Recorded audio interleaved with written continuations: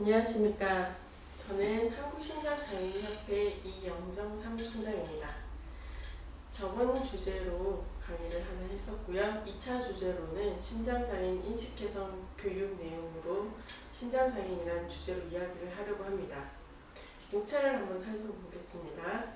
목차에는 신장장애인 정의, 신장질환 자가진단표, 신장질환의 원인, 그리고 투석의 종류, 동정맥류 혈관 수술, 신장이식의 절차, 그리고 합병증, 그리고 환경의 민감성, 그리고 식단의 주의점, 그리고 복지 서비스, 정책 건의 순으로 말씀을 드리고자 합니다. 자, 제일 처음에 신장장애의 정의에 대해서 말씀을 드릴 건데요. 신장의 역할은 어떤 것들이 있을까요? 일반적으로 신장은 노폐물 및 수분 배출의 역할을 담당하고 있습니다. 만성 신장 질환은 어떤 질환이라고 얘기하냐면 신장 질환 같은 경우에는 단백뇨라는 말은 생소하신 분들도 계시겠지만 당뇨가 있으신 분들은 이 단백뇨라는 단어가 생소하진 않으실 겁니다. 단백뇨가 지속적으로 혈뇨와 같이 나오기 시작하면 신장에 손상이 되었다는 증거고요. 3개월 이상 지속적으로 신장 기능이 감소되는 상태를 말합니다. 여기에서 신장장애는 또 어떻게 정의를 하는지 한번 말씀을 드리겠습니다. 말기 신부전 질병으로 인해서 신장의 기능이 15% 이하로 떨어졌을 때 신장의 기능이 떨어지다 보니까 신장을 대체해야 되는 투석이나 이식을 받은 사람을 신장장애인이라고 합니다. 자, 여기에서 투석을 받으신 분들은 중증장애인이라고 부르고요. 이식을 하신 분들은 경증으로 분류됩니다. 여기 보시면 신장질환 자가진단표가 나와 있는데요. 여기 제가 쭉 한번 읽어볼 텐데 읽어보시면서 자가진단을 한번 체크를 해보시기 바랍니다. 첫 번째, 혈압이 올라간다. 두 번째, 붉은 소변이나 탁한 소변을 본다. 세 번째, 소변에 거품이 많이 난다. 네 번째, 소변량이 줄거나 소변 보기가 힘들어진다. 다섯 번째, 몸 전체가 가렵다. 여섯 번째, 눈 주위나 손발이 붓는다. 일곱 번째, 쉽게 피로해진다. 여덟 번째, 자다가 일어나 자주 소변을 본다. 아홉 번째, 입맛이 없고 몸무게가 줄어든다.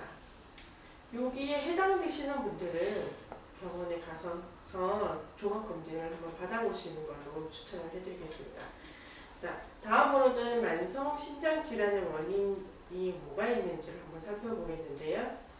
여기 도표를 보시면 당뇨 48.9%, 고혈압 21.4%, 만성 사후체 신장 7.5%, 다낭성 신장 1.7%, 기타 20.5%입니다.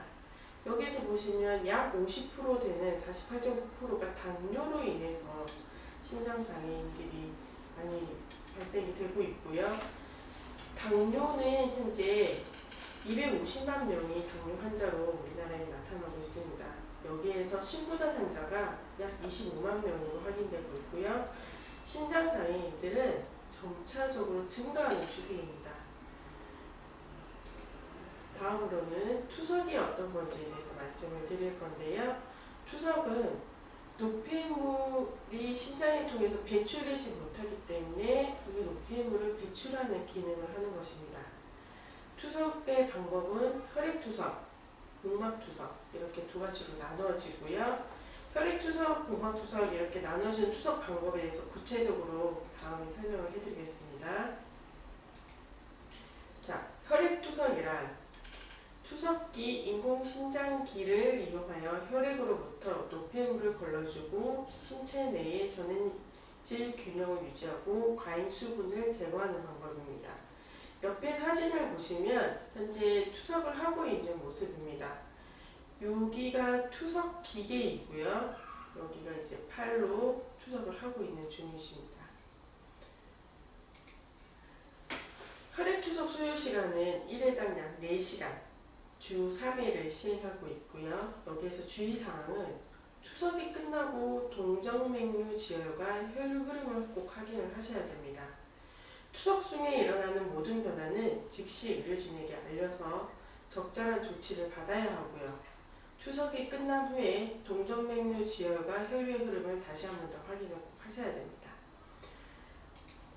다음으로는 복막투석에 대해서 말씀을 드리겠는데요.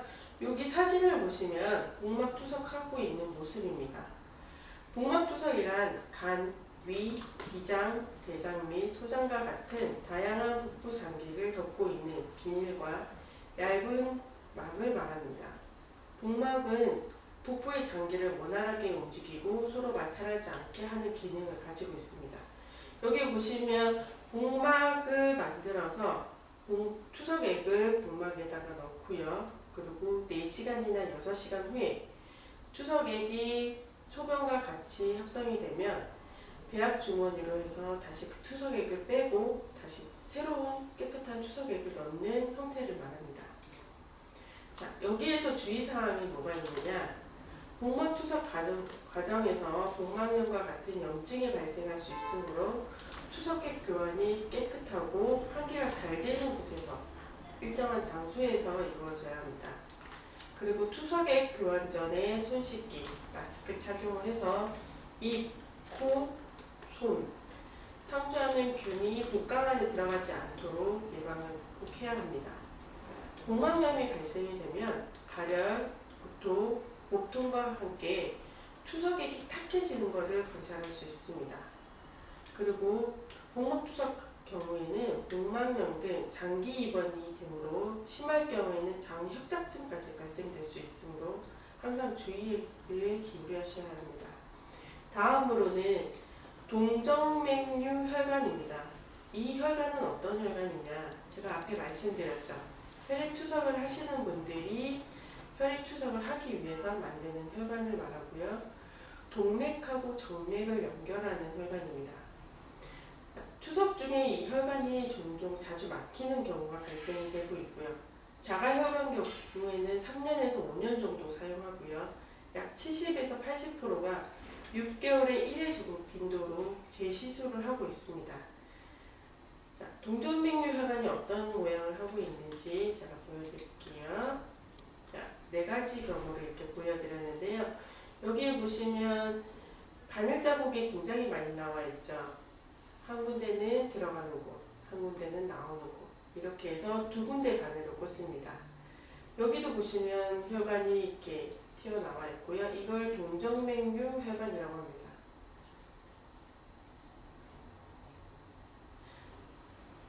다음으로는 신장 이식에 대해 설명을 해드리겠습니다. 신장 이식은 재기능을 하지 못한 신장을 새로운 신장으로 기증을 받는 얘기를 하는데요. 신장 환자의 동맥, 정맥, 방관을 연결하여 정상적으로 기능을 할 수 있도록 수술하는 방법입니다. 신장 이식의 종류에는 생체 신장 이식, 내사자 신장 이식 2가지로 분류가 되고 있는데요. 생체 신장 이식은 혈연간 신장 이식과 비혈연간 신장 이식으로 나누어질 수 있는데요. 대부분 수술 후에 예후가 굉장히 좋다고 합니다. 그리고 다음에는 내사자 신장 이식은 내사 상태에 있는 환자가 순수하게 자기 장기를 말기 신부전 환자에게 신장을 기증하는 것을 말합니다. 신장 이식 절차는 어떻게 되는지 한번 확인을 해볼게요. 우리나라는 신장 이식 같은 경우에는 모든 조건은 코너스에서 관리하고요. 신장 이식 절차도 코너스에서 관리하에 이루어지고 있습니다. 처음에 신장 이식을 희망하시는 분들은 의료진 상담을 하시고요. 그리고 공유자가 있을 경우 생체 신장 이식이겠죠. 여기는 공유자가 있을 경우에 이제 진행되는 절차이고요. 여기는 공유자가 없을 경우에 진행되는 절차입니다.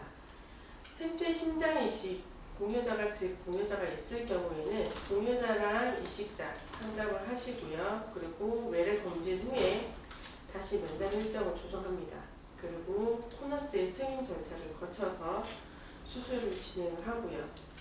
공유자가 없는 경우 내사자 이식을 할 경우에는 코너스의 대기 의사를 확인을 하고요. 코너스에 등록을 하게 됩니다. 그리고 검사 결과 송부를 받고 대기를 하고 기증자가 발생 시 수술을 하게 되는데, 이 뇌서자 장기 이식 같은 경우에는 약 5년 이상은 기다리셔야 된다고 말씀드리고 싶습니다. 자, 신장장애인들의 합병증은 어떤 것들이 있는지 한번 살펴보겠는데요. 일상생활 부분에서 보시면 아까 제가 보여드렸던 동정맥류 혈관을 보셨죠? 거기에 팔에 터널 증후군 및 손가락 석회화가 인해서 손가락이 잘 구부러지지 않고요. 주위의 도움 없이는 지퍼나 단추를 잠그는 게 굉장히 힘이 듭니다. 그리고 뼈 석회화로 인해서 파인이 진행되고 있고요. 고칼륨증으로 발등, 동맥 등 손, 발 저림이 나타나고 있습니다.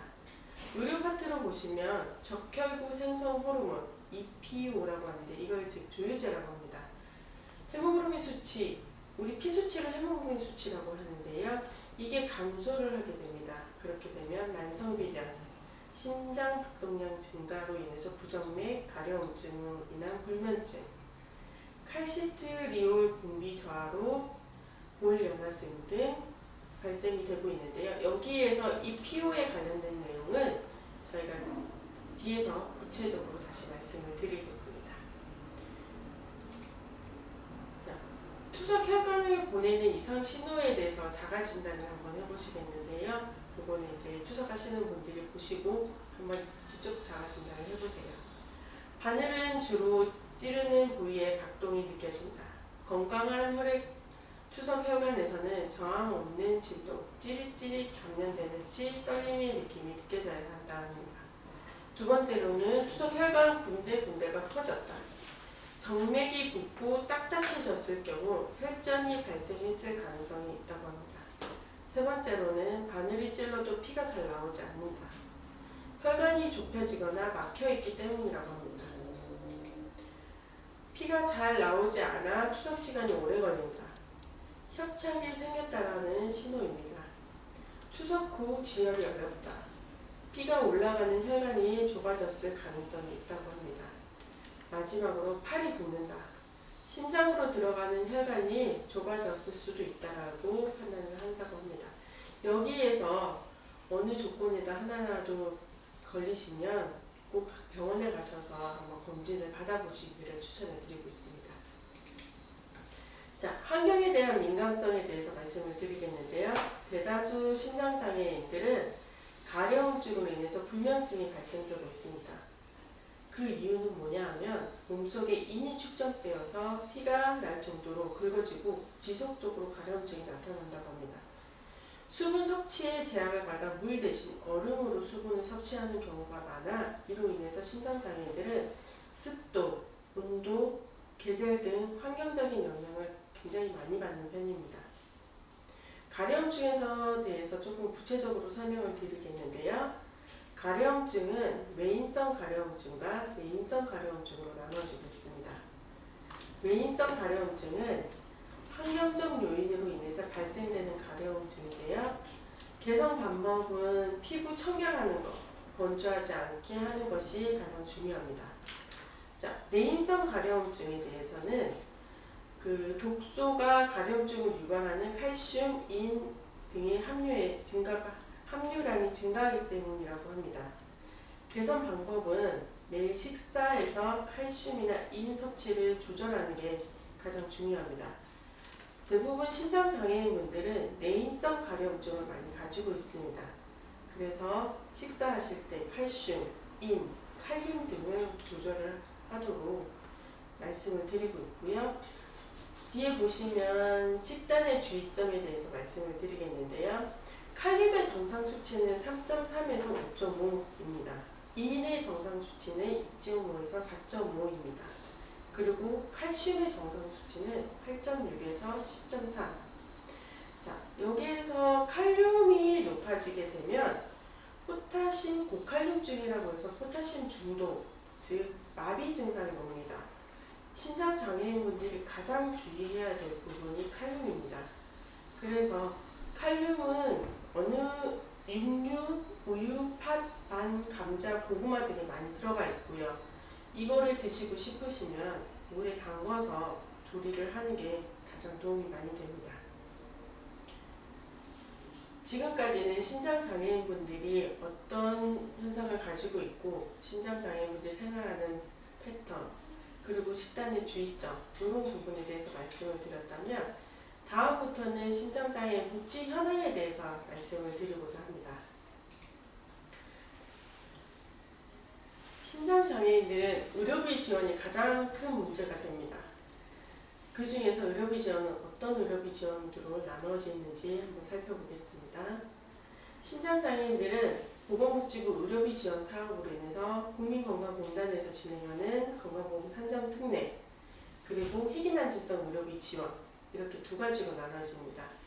희귀질환 산정특례는 국민건강보험법에 의해서 제44조 근거에 의해서 진행받고 있고요. 이거는 투석하시는 모든 분들에게 모두 적용이 됩니다.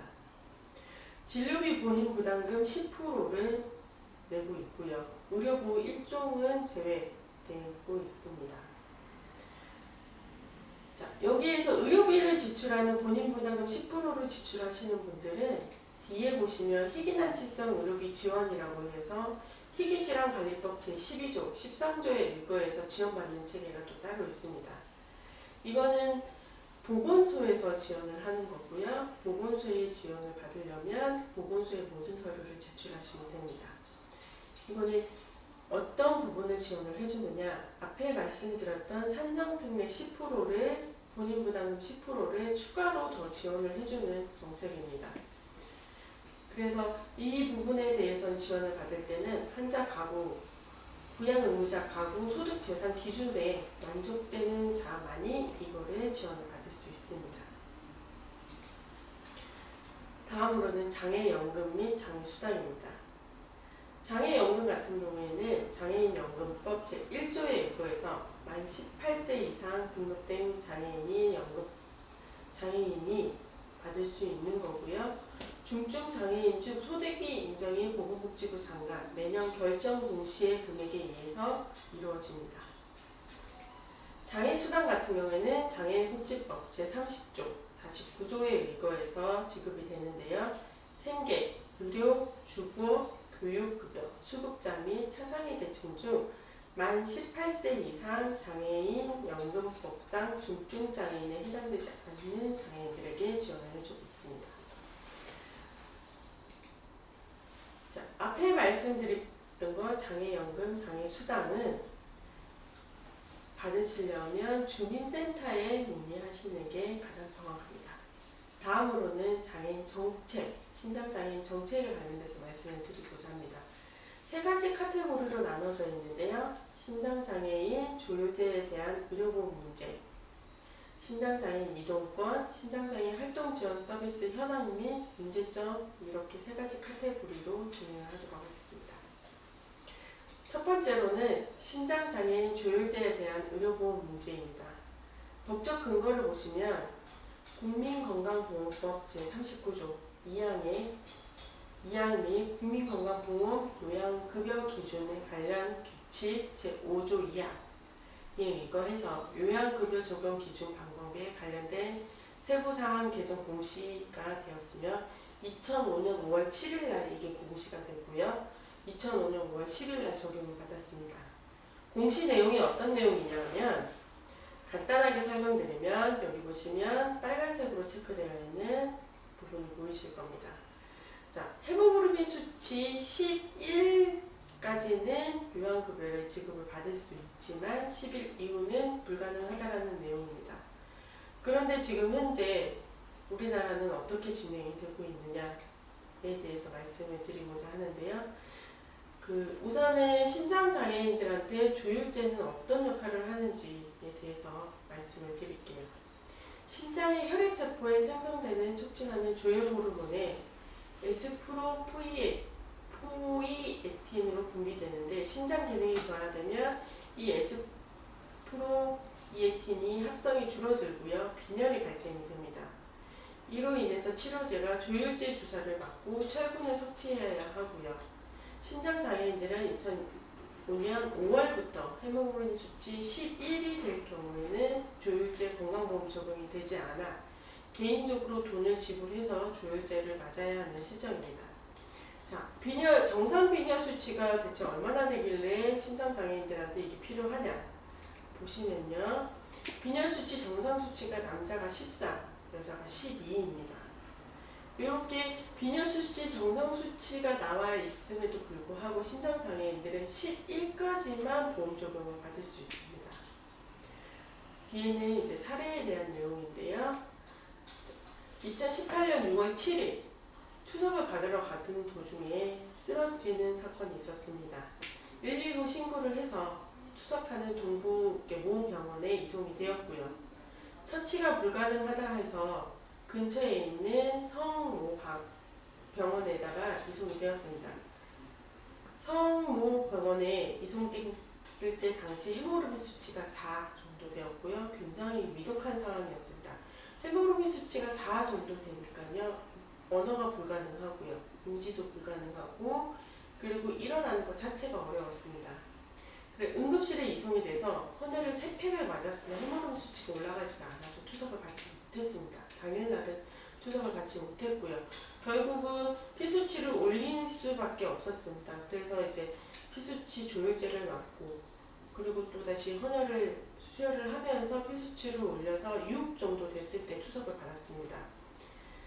그리고 뒤에 보시면 6월 8일날 헤모글로빈 수치 6 정도 올라갔을 때 긴급추석이 진행이 됐고요. 6월 18일날 헤모글로빈 수치가 7까지 올라갔을 때 혼자 거동은 안 되고 언어 구사력이 약 60% 정도 회복이 되어 있었습니다.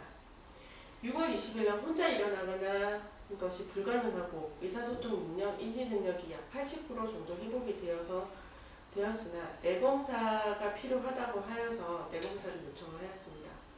6월 27일날 뇌검사가 진행이 되었고요. 뇌검사 시에는 큰 문제는 없었다고 합니다.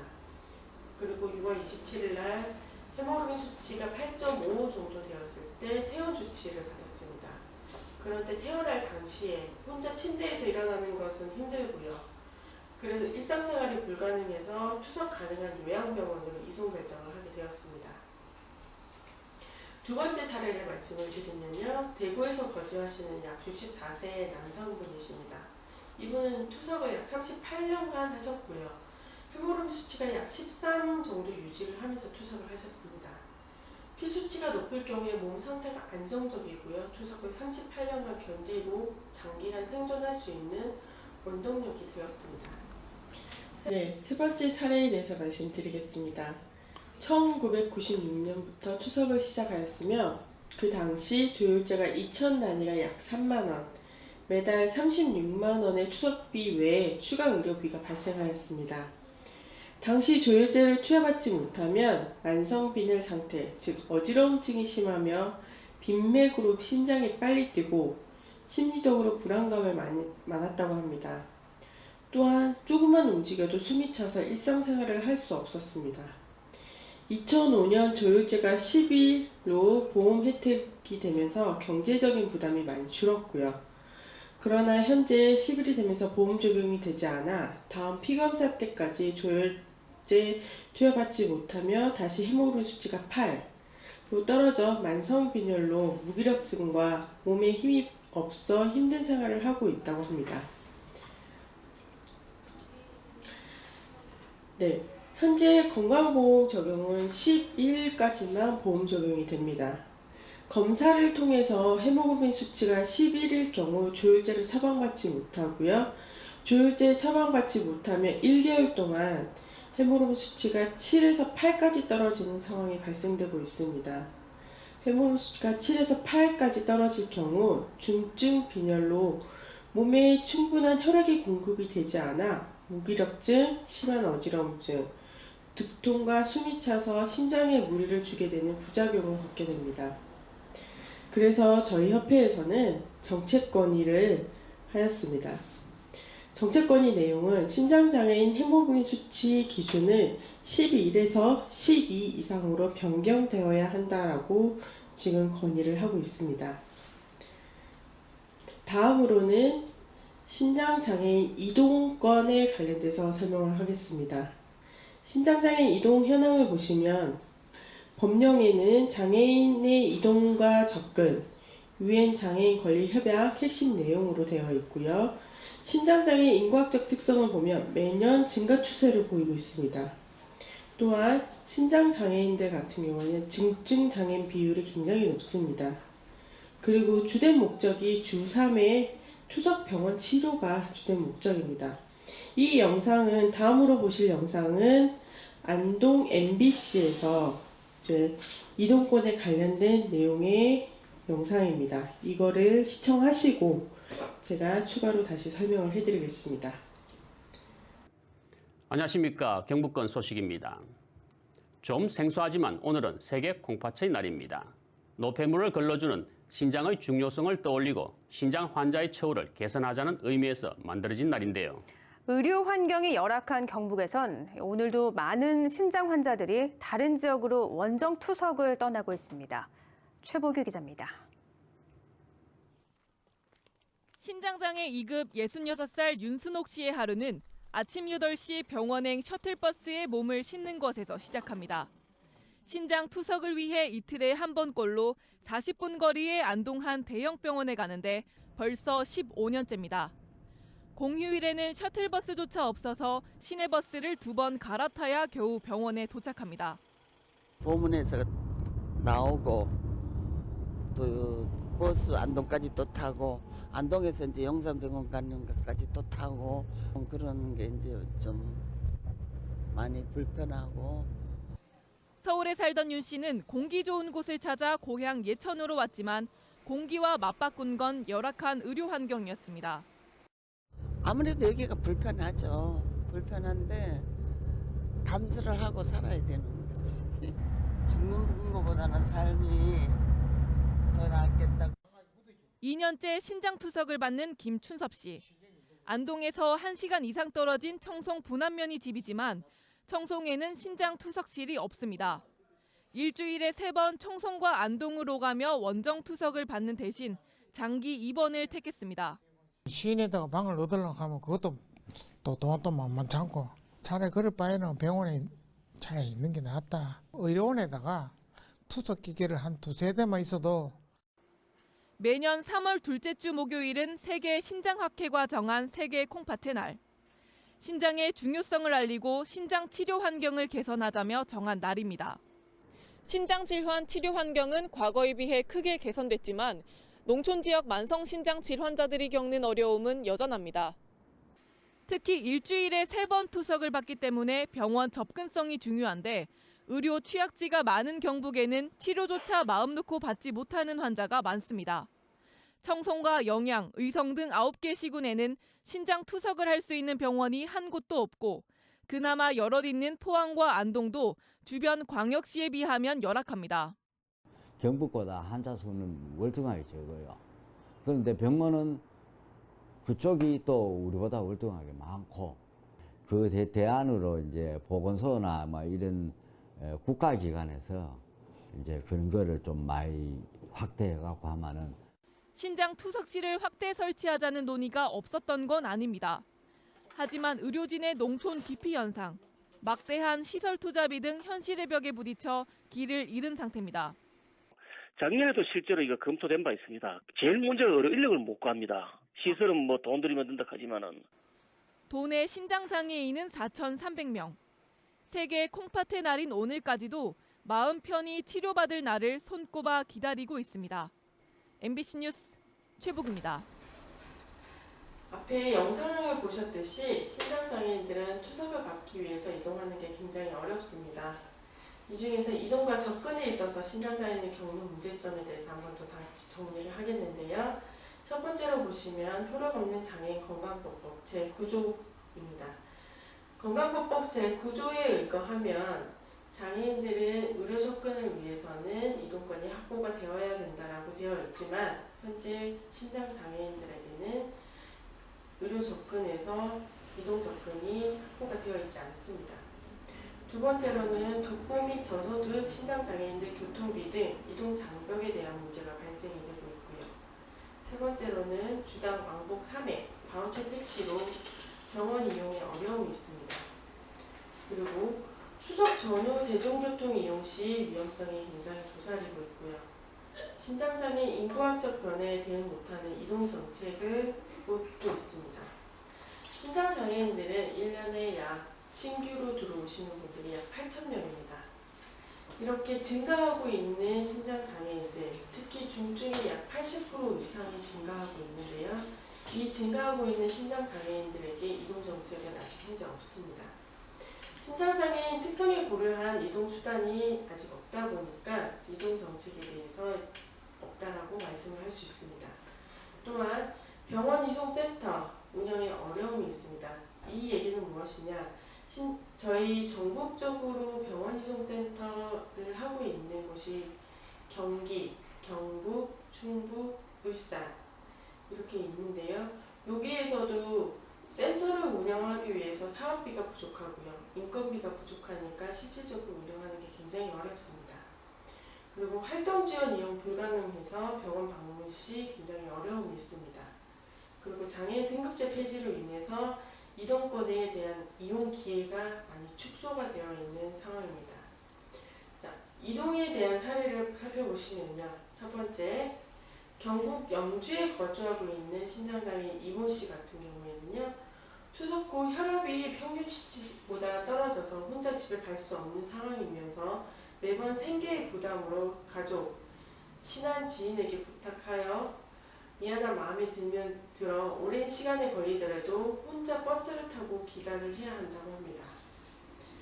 2017년 3월 신장장애인 신모 씨 같은 경우에는 몸에 힘이 없고 피곤함이 느껴지고 있으며 투석을 받고 혼자 집으로 귀가하던 중 극심한 어지러움으로 인해서 계단을 굴러 떨어지는 사건이 발생이 되었습니다.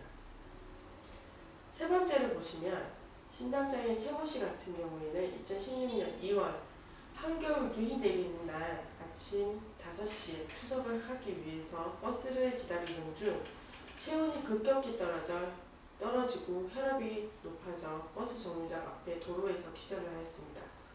사망 위험에 놓인 것을 지나가는 주민이 발견하고요. 119 신고해서 긴급 이송해서 응급투석을 하였다고 합니다. 사례 네 번째를 보시면 공주에서 거주하고 있는 김모 씨 같은 경우에는요. 투석을 위해서 병원으로 이동하는 중 몸에서 식은땀이 나고 걷기가 힘들어 움직일 수 없는 상황이 되어서 주위 사람들에게 부탁해서 투석병원으로 이동을 하였다고 합니다. 이렇게 신장장애인들 같은 경우는 이동권이 확보되지 않아서 투석을 받기 위해서 병원을 가는 게 굉장히 어려움이 많습니다. 자, 그러기 위해서 저희는 응급이동지원센터가 필요하다라고 얘기를 하고요. 보건복지부 시책 사업에 도입을 꼭 해줘야 되고요. 현재 특별교통수단 제도를 개선을 하고 지자체별 설치가 꼭 필요합니다. 그리고 두 번째로는 이동 기준 개선, 등급제 폐지를 위해서 특별교통수단 이동이 제한이 되어 있습니다. 이 얘기는 뭐냐 하면 장애인 콜택시 같은 경우에는 휠체어 차량으로서 개조된 차량으로서 휠체어를 타고 있는 장애인 외에는 현재는 탑승이 조금 어렵습니다. 신장장애인들은 휠체어 차량을 이용하기가 이동이 제한이 되었고요. 이거를 위해서는 신장장애인들에게 맞는 맞춤형 이동 서비스가 필요합니다. 그리고 조례 제정이 필요합니다. 조례 제정이 지금 현재 없음으로써 신장장애인들이 각 지자체별로 이동권의 사용비가 굉장히 어려움이 있습니다. 자, 세 번째로는 신장장애인 활동 지원 서비스에 대해서 말씀을 드리겠는데요. 장애인복지법을 보시면요. 만 6세 이상, 만 65세 미만의 장애인복지법상 등록된 장애인 중 종합점수 42점 이상으로 판정받는 자는 장애인 활동보조 서비스를 받을 수 있습니다. 인구학적 신장장애인 인구학적 특징을 보시면요. 2019년 신장장애인 수가 92,408명입니다. 매년 증가하는 신장장애인 수가 약 4,000여 명이고요. 중증일 경우에는 지금 현재 69,377명으로 중증이 분포가 되어 있습니다. 신장장애인 활동지원 서비스 현황 및 문제점에 대해서 말씀을 드리겠는데요. 2019년 신장장애인 욕구 및 실태 조사에서 보시면요. 활동보조 서비스를 보면 전체 459명 중 54명만 받고 있다고 되어 있습니다. 그 중에서 405명은 받고 있지 않습니다. 활동 지원 서비스 시간을 보시면요. 54명 중에 받는 시간이 1시간에서 30시간 미만인 경우에는 47.8%, 22명이 받고 있고요. 30에서 60시간, 10명, 19.6%로 받고 있습니다. 대체로 신장장애인 활동 지원 서비스 이용률이 굉장히 저조하고요. 이용 시간이 적은 편입니다. 신장장애인들이 고려되지 않는 종합인정표에 대해서 말씀을 드리고자 합니다. 종합인정표라 하면 앞에 42점이라는 얘기가 있었죠. 이 42점은 종합인정표에서 받아야 하는 점수입니다. 그러나 현재 종합인정표 같은 경우에는 신체장애인 위주로 되어 있음으로써 신장장애인들에 맞는 인정표가 만들어져야 된다는 이야기입니다. 그리고 이동 활동 제약으로 인해 복지 사각에 놓여 있는 고령 중증 신장장애인들이 많이 있습니다. 그리고 신장장애인들의 응급 상황이 발생 시 대처가 어려움이 있고요. 합병증, 장기간 투석으로 인해서 건강이 악화되어 있는 상황입니다. 그리고 신장장애 특성에 맞는 활동 지원사 인력이 굉장히 부족한 상황입니다. 이를 개선하기 위해서 제안사항을 말씀드리자면 활동 보조에 관련된 제안사항으로는요. 장애인 활동 지원 종합인정표 세분화가 필요하고요. 내부장애인 및 신장장애인 특성에 맞는 활동 보조사 전문적 교육이 필요합니다. 마지막으로 한국신장장애인협회에서는 신장장애인 복지 향상 및 정책 연구를 위해서 일본 신장장애인들의 복지 정책과 정보 교류를 통하여 한국 신장장애인 복지 서비스 제공을 하고자 노력하고 있습니다.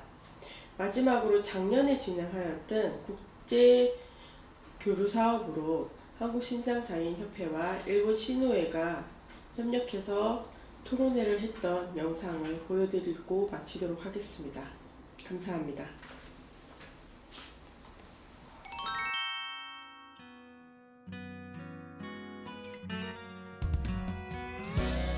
때론 마음 먹은 대로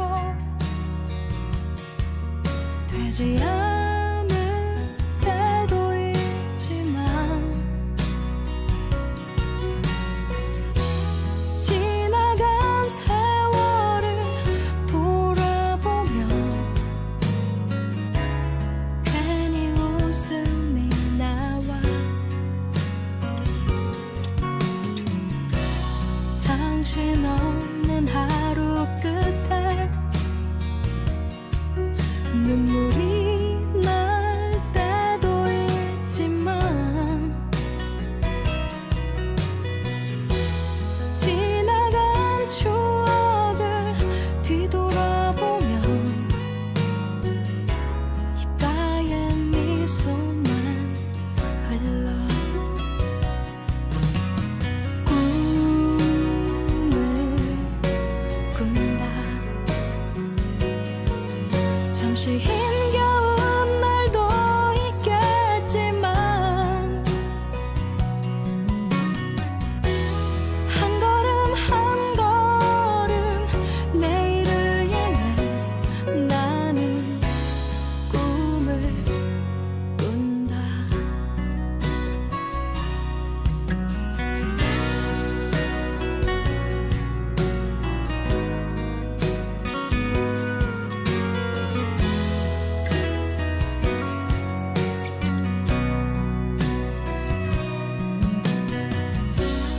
혹시 너무 힘이 들면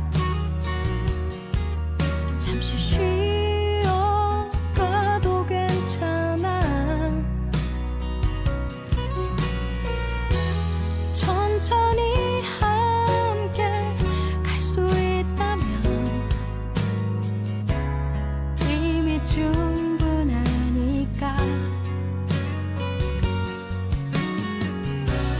자꾸 못나 보이는 날 맘에 들지 않는 오늘도 내일의 나를 숨쉬게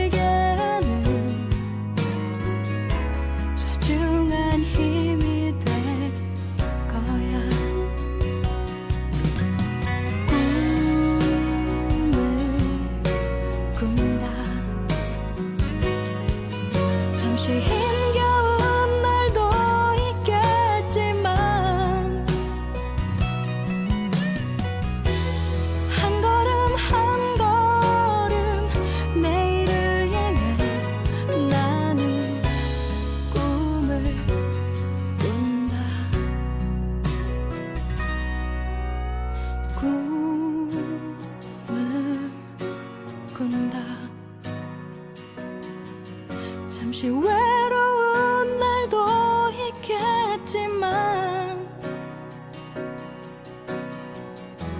세월이 흘러서 시간이 가면 모두 지나간다.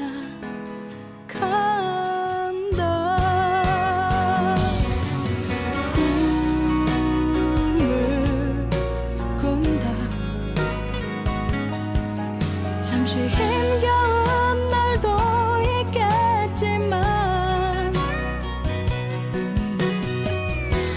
한 걸음 한 걸음 내일을 향해 나는 꿈을 꾼다.